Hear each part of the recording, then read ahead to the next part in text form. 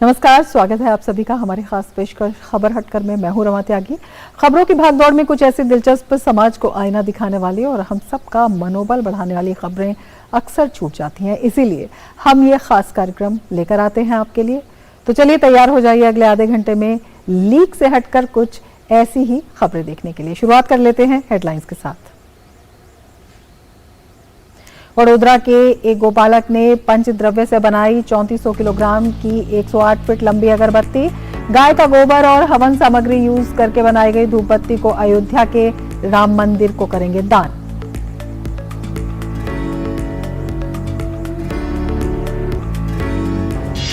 पश्चिम बंगाल के सिलीगुड़ी में आयोजित मैंगो फेस्टिवल में नजर आया दुनिया का सबसे महंगा आम मियाजाकी। 1 लाख रुपए प्रति किलो बिकने वाले आम की एक झलक पाने के लिए बेकरार हुए लोग।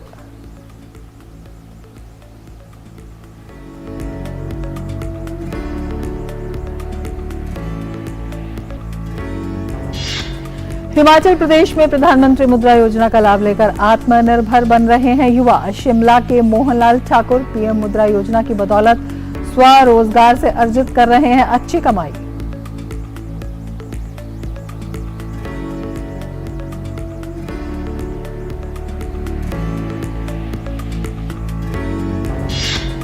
न्यूयॉर्क में ओवरडोज से होने वाली मौतों को कम करने के लिए नई पहल। शहर की पहली सार्वजनिक स्वास्थ्य वेंडिंग मशीन के जरिए जरूरतमंद लोगों को मिल रही है निःशुल्क किट।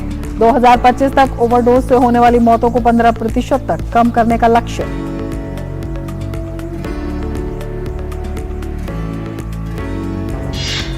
साउथ के सुपरस्टार रवि तेजा एक बार फिर बॉक्स ऑफिस पर वापसी के लिए तैयार। उनकी अपकमिंग फिल्म ईगल का अनाउंसमेंट टीजर रिलीज। संक्रांति 2024 को सिनेमाघरों में नजर आएगी फिल्म।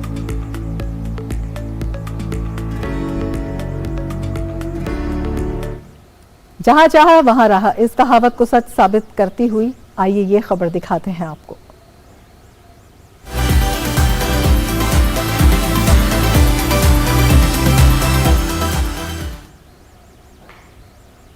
गुजरात के वडोदरा में एक पशुपालक ने 108 फीट की अगरबत्ती बनाई है। उन्होंने बताया कि पूरे भारत से लोग अयोध्या में भगवान राम की प्राण प्रतिष्ठा के लिए कुछ ना कुछ लेकर जा रहे हैं। उन्होंने भी कुछ स्पेशल बनाने का सोचा, इसीलिए उन्होंने गाय का गोबर और हवन सामग्री यूज करके ये अगरबत्ती बनाई।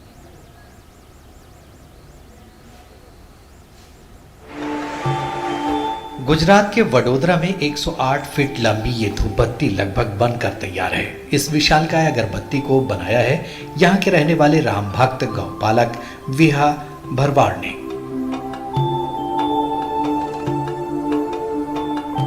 उनका कहना है कि पूरे भारत से लोग अयोध्या में भगवान राम की प्राण प्रतिष्ठा के लिए कुछ न कुछ ले जा रहे हैं।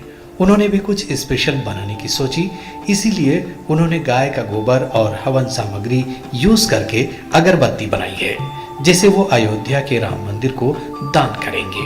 अयोध्या में राम जन्मभूमि में जहाँ भगवान श्री राम की प्राण प्रतिष्ठा होने जा रही है जनवरी 2024 में, तो इसके लिए हमने ऐसा सोचा कि पूरे भारत देश में से कोई न कोई लोग सुधर ले जाते हैं, तो हमने भी सोचा कि हम गुजरात में से क्यों कुछ नहीं करें ऐसा।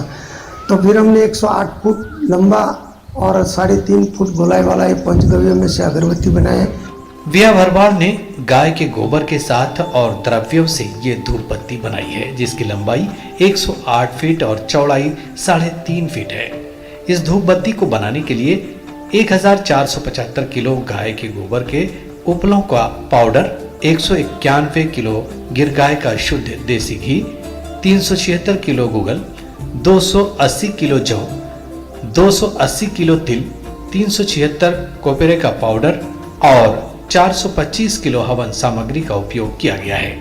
इस धूपबत्ती का कुल वजन 3400 किलो है। खास बात यह है कि इसको बनाने में बहुत से राम भक्तों ने सामग्री दान की है। इसके अंदर जो मटेरियल यूज होता है, गूगल है, धूप है, घी है, जो सारी सामग्री है वो बहुत सारे लोग ने दिया है। कोई ने 5 किलो दिया है, कोई ने 10 किलो दिया है, ऐसा करके ये अगरबत्ती को हमने बनाया है। ये धूप बत्ती लगभग बनकर तैयार है। इसे फिलहाल के लिए संभाल कर रखा जाएगा, बाद में इसे अयोध्या भेज दिया जाएगा। Bureau report, DD news. और अब बात करते हैं परंपरा और विरासत की।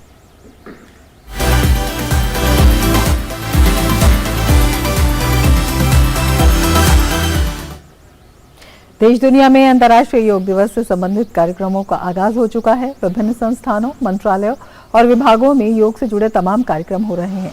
INS शिवाजी नेवल स्टेशन अग्निवीरों को पर्वत शिखर पर प्रकृति के बीच रोज योगासन करा रहा है। मकसद है अग्निवीरों के लिए योग को रोजमर्रा के अभ्यास में शामिल करना, ताकि वो अपना सर्वश्रेष्ठ योगदान दे सकें।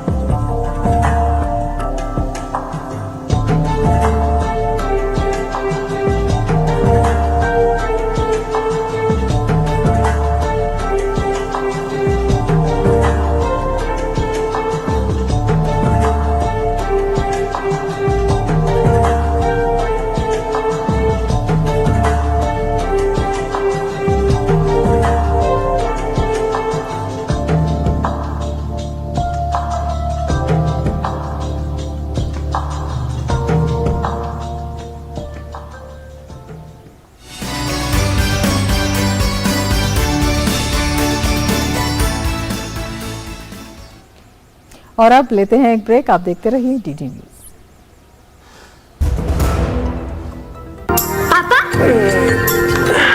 पापा, क्या आर्यभट्ट ने जीरो की खोज की थी? हाँ बेटा, दुनिया को जीरो इंडिया ने दिया था। और ये जो हम योग कर रहे हैं ना, ये भी दुनिया को इंडिया ने दिया है। वाह पापा। और बेटा, योग से हमें जीरो कॉस्ट पे हेल्थ इंश्योरेंस भी मिलता है। पापा, फिर तो मैं रोज योग करूंगी।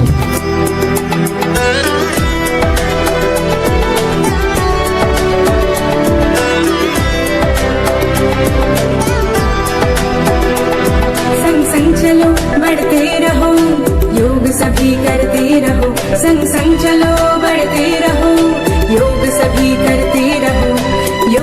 योग करने से स्मरण शक्ति बढ़ती है, सब आसानी से याद हो जाता है। योगा ही जीवन का एक आधार है। योग से बॉडी बहुत फ्लेक्सिबल होती है। बढ़ते रहो, योग सभी करते रहो। आयुष मंत्रालय, भारत सरकार द्वारा जनहित में जारी। वसुधैव कुटुंबकम्।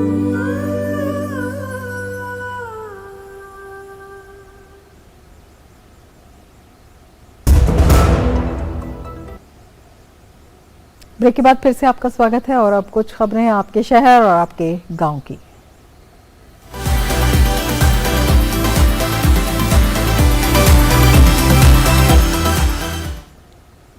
आम का सीजन चल रहा है, ऐसे में आम प्रेमियों के लिए जगह जगह आम उत्सव का आयोजन किया जा रहा है। इन दिनों पश्चिम बंगाल के सिलीगुड़ी में आयोजित मैंगो फेस्टिवल का 7वां संस्करण खूब सुर्खियों में रहा। कारण ये है कि इस 3 दिवसीय मैंगो फेस्टिवल में दुनिया के सबसे महंगे आम मियाजाकी को भी प्रदर्शित किया गया।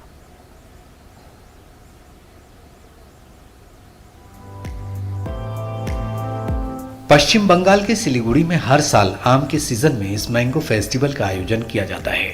इस बार सिलीगुड़ी में मैंगो फेस्टिवल का 7वां संस्करण खूब सुर्खियों में रहा। सिलीगुड़ी के माटीगारा में स्थित एक मॉल में आयोजित इस 3 दिवसीय मैंगो फेस्टिवल में आम की 262 से अधिक किस्मों के अलावा जापानी आम मियाजाकी को भी प्रदर्शित किया गया। मियाजाकी को दुनिया का सबसे महंगा आम कहा जाता है। बीरभूम जिले के शौकत हुसैन नामक किसान ने 10 मियाजाकी आमों का प्रदर्शन करते हुए फेस्टिवल में भाग लिया था। इन आमों की कीमत 1 लाख रुपए प्रति किलो है। यहाँ पे इतना वैरायटी का आम देखा है ना, हम इतना आम बाजार में भी नहीं देख पाया। मियाजाकी बोल के जापान का एक आम बोल रहा है, ये बीरभूम का लाभपुर में हो रहा है। इसका किलो 1 लाख रुपया बोल रहे हैं। मियाजाकी आम की खेती मूल रूप से जापान के मियाजाकी शहर में की जाती है और कई जगहों पर इसे एग ऑफ सन के नाम से जाना जाता है। वहीं स्थानीय भाषा में इसे ताइयो नो टोमागो कहा जाता है। लाल रंग के ये आम आमतौर पर 350 ग्राम से अधिक वजन के होते हैं और इनका आकार डायनासोर के अंडे की तरह होता है। इस आम की खेती अप्रैल और अगस्त के बीच में की जाती है। अब भारत में भी इनकी खेती होने लगी है। मियाजाकी प्रदेश का ही होता है, इसीलिए नाम भी मियाजाकी आया हुआ है। ये बांग्लादेश से हम ला के आए थे, वहाँ से ग्राफ्टिंग चारा मुझे मिला था। हम लोग टेस्टिंग के लिए वो लगाए थे, देखे जो हाँ अच्छा 1 साल में बहुत अच्छा रिपोर्ट भी आ रहा है और प्रोडक्शन भी बहुत आ जाए। मुझे आशावादी नहीं था हम लोग जितना अच्छा प्रोडक्शन होगा। मियाजाकी आम स्वाद में मीठे होते हैं और ये एंटीऑक्सीडेंट, बीटा कैरोटीन और फॉलिक एसिड जैसे कई जरूरी गुणों से समृद्ध होते हैं। एंटीऑक्सीडेंट गुण शरीर को मुक्त कणों से बचाने में मदद करता है। मुक्त कणों के कारण ऑक्सीडेंटिव स्ट्रेस होता है, जिससे कैंसर, हृदय रोग, मधुमेह, अल्जाइमर और आंखों के रोग जैसी कई बीमारियों का जोखिम बढ़ सकता है।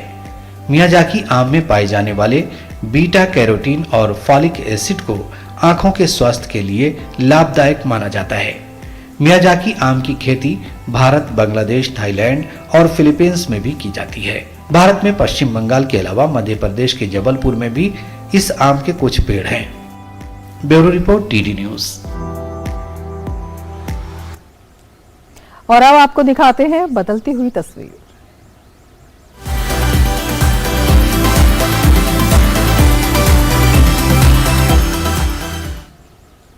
केंद्र सरकार द्वारा वर्ष 2015 में प्रधानमंत्री मुद्रा योजना शुरू की गई थी। इस योजना का उद्देश्य छोटे उद्यमियों को अपना व्यवसाय और उद्यम स्थापित करने के लिए सस्ती दरों पर ऋण प्रदान करना है। इस योजना का लाभ लेकर प्रदेश के शिमला जिले में भी कई लोग अपना उद्यम स्थापित कर चुके हैं। प्रधानमंत्री मुद्रा योजना छोटे व्यवसायियों को नया उद्योग स्थापित करने तथा पूर्व में चल रहे उद्योग को और बेहतर तरीके से चलाने के लिए 50,000 रुपए से लेकर 10 लाख रुपए तक का ऋण प्रदान करती है। शिमला जिले के सुमटी निवासी मोहनलाल ठाकुर भी ऐसे ही व्यवसायी हैं जिन्होंने प्रधानमंत्री मुद्रा योजना के माध्यम से बैंक ऑफ बड़ौदा से 60,000 रुपए का ऋण प्राप्त किया। पहले मैं नौकरी करता था, इसलिए मैंने अपना काम शुरू करने की ये सोची। प्रधानमंत्री मुद्रा योजना का लाभ लिया है, जिससे मेरा रोजगार चल रहा है। मैं चाय, पराठा और दाल चावल वगैरह बनाता हूँ। मोहनलाल ने बताया कि प्रधानमंत्री मुद्रा योजना से प्राप्त ऋण की बदौलत आज वे अपने व्यवसाय को बेहतर तरीके से चला पा रहे हैं और उन्हें अच्छी आय भी अर्जित हो रही है। उनका कहना है कि इससे पूर्व वे एक दुकान में नौकरी करते थे, लेकिन अब वे आत्मनिर्भर हैं और युवाओं को स्वरोजगार के लिए प्रेरित कर रहे हैं। ये सलाह देना चाहता हूँ कि प्रधानमंत्री योजना है, उसका लाभ लिया जाए। अपना काम ही ठीक रहता है। निश्चित तौर पर प्रधानमंत्री मुद्रा योजना प्रधानमंत्री नरेंद्र मोदी की दूरदर्शी सोच का एक अच्छा उदाहरण है। ये योजना प्रदेश के छोटे उद्यमियों के लिए वरदान साबित हो रही है, जो नौकरी की जगह व्यवसाय व अपना उद्यम स्थापित करना चाहते हैं। योजना से मिली मदद का ही परिणाम है कि जो कभी अन्य लोगों के प्रति आश्रित थे, वे अब योजना का लाभ लेकर आत्मनिर्भर बन रहे हैं। टीटी न्यूज के लिए शिमला से योगराज शर्मा की रिपोर्ट। और अब ले लेते हैं एक ब्रेक। आप देखते रहिए TT news.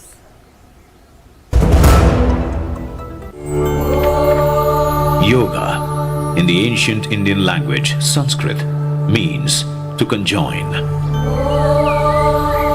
Conjoining our body with the mind and conjoining our soul with the universal spirit is yoga.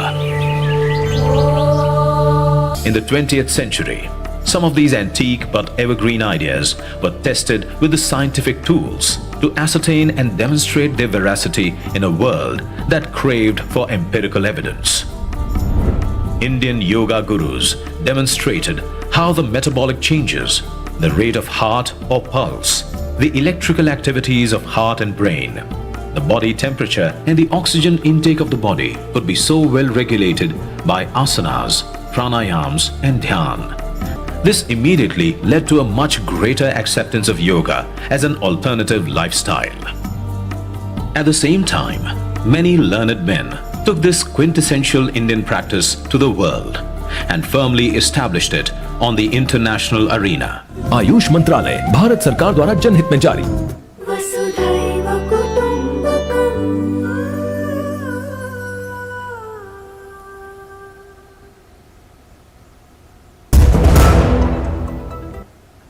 Break के बाद फिर से आपका स्वागत है और अब बात 7 समंदर पार की दुनिया की।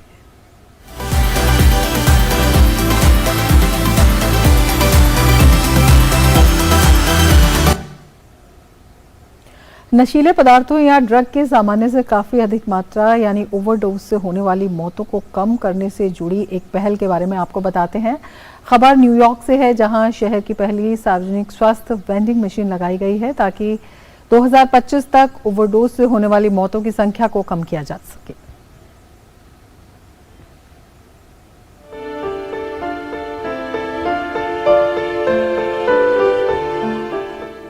ये महिला अधिकारी बता रही हैं कि ओशन हिल में लगी न्यूयॉर्क शहर की पहली सार्वजनिक स्वास्थ्य वेंडिंग मशीन कैसे काम करती है। इस वेंडिंग मशीन के जरिए नालोक्सोन किट, फेंटेनल और ज़ाइलाज़िन टेस्ट स्ट्रिप और इमरजेंसी जन्म नियंत्रण पैक का वितरण किया जाता है, जिनका इस्तेमाल ओवरडोज की स्थिति से निपटने के लिए किया जाता है। पहले ही सप्ताह में लगभग 100 नार्कन किट वितरित किए जा चुके हैं। हम न्यूयॉर्क शहर स्वास्थ्य विभाग के साथ साझेदारी करने के लिए उत्साहित हैं। ये न्यूयॉर्क शहर की पहली सार्वजनिक स्वास्थ्य वेंडिंग मशीनों में से एक है। जैसा कि आप देखते हैं, हमारे पास मास्क है, हमारे पास घावों की देखभाल की सुविधा है, हमारे पास नार्कन किट है, हमारे पास ज़ाइलाज़िन और फेंटेनल टेस्ट स्ट्रिप्स और स्वच्छता किट है, क्योंकि इसमें वो सब कुछ है जो वे चाहते थे। इस स्वास्थ्य वेंडिंग मशीन के जरिए जरूरतमंद लोगों को ओवरडोज से निपटने वाली ये किट निःशुल्क मुहैया कराई जाती है। सभी को अपना न्यूयॉर्क शहर का जिप कोड दर्ज करना होता है और अपनी पसंद का आइटम चुनना होता है। वेंडिंग मशीन की कीमत $11,000 है। भविष्य में इन मशीनों को उन इलाकों में लगाया जाएगा जहां ड्रग ओवरडोज की समस्या गंभीर रूप ले चुकी है। मुद्दा ये है कि हम सभी ऐसे लोगों को जानते हैं जो आज जीवित होते अगर इस तरह की मशीन मौजूद होती। हम लोग ओवरडोज की वजह से मरने वाले किसी व्यक्ति को सिर्फ इसलिए नहीं बचा सके क्योंकि नार्कन किट तक पहुंच आसान और निशुल्क नहीं थी। आप सुरक्षित रूप से इसका उपयोग कर सकते हैं, हमसे मिल सकते हैं और फिर इलाज करवा सकते हैं ताकि आप अपना जीवन बदल सके और यही लक्ष्य है। वेंडिंग मशीन की शुरुआत के बाद न्यूयॉर्क शहर के स्वास्थ्य आयुक्त अश्विन वासन ने ट्वीट कर शहर में हर 3 घंटे में ओवरडोज से एक मौत पर गंभीर चिंता जताते हुए कहा कि ये न्यूयॉर्क में गिरती जीवन प्रत्याशा का प्रमुख कारण है। उन्होंने कहा कि सार्वजनिक स्वास्थ्य वेंडिंग मशीनें लोगों की जिंदगियां बचाने की एक अभिनव पहल है और हालात को बदलने तक हमारे प्रयास जारी रहेंगे। New York city department of health and mental hygiene के अनुसार साल 2021 के दौरान शहर में ओवरडोज से 2668 मौतें हुई, जबकि साल 2020 में यह संख्या 2103 थी।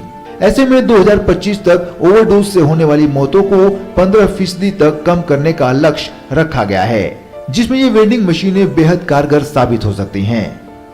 Bureau report, DD news. और अब वक्त है बाइस्कोप की बातों का।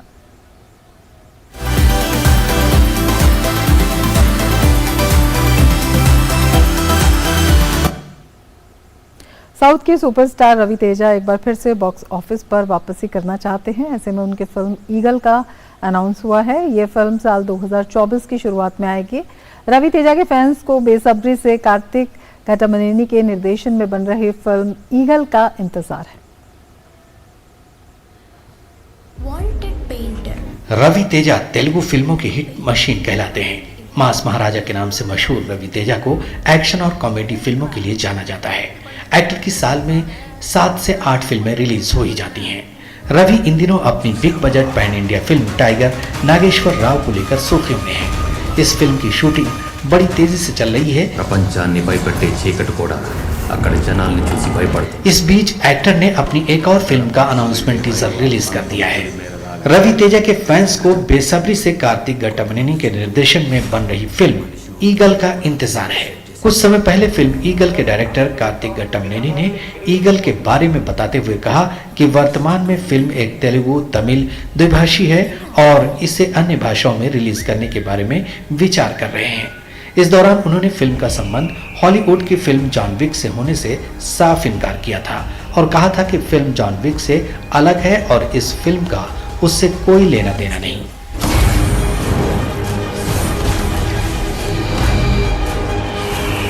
रवि तेजा की अपकमिंग फिल्म ईगल एक एक्शन पैड फिल्म होने वाली है, जिसकी छोटी सी झलक फिल्म के अनाउंसमेंट टीजर में देखने को मिलती है। रवि तेजा के साथ इस फिल्म में साउथ ब्यूटी अनुपमा परमेश्वरम भी दिखाई देंगी। इस फिल्म को संक्रांति 2024 में रिलीज किया जाएगा। संक्रांति 2024 में महेश बाबू से लेकर नंदपुरी, बालाकृष्ण और कमल हासन की फिल्में रिलीज होने वाली हैं। ऐसे में अब देखना दिलचस्प होगा कि इस बार कौन सी मूवी बाजी मारती है। हालांकि रवि तेजा की पिछली फिल्म रावणासुर बॉक्स ऑफिस पर डिजास्टर साबित हुई थी। 50 करोड़ बजट की फिल्म ने करीब 19 करोड़ की कमाई ही की थी। Bureau report TT news. इसके साथ ही खबर हटकर में फिलहाल इतना ही। दीजिए इजाजत। नमस्कार।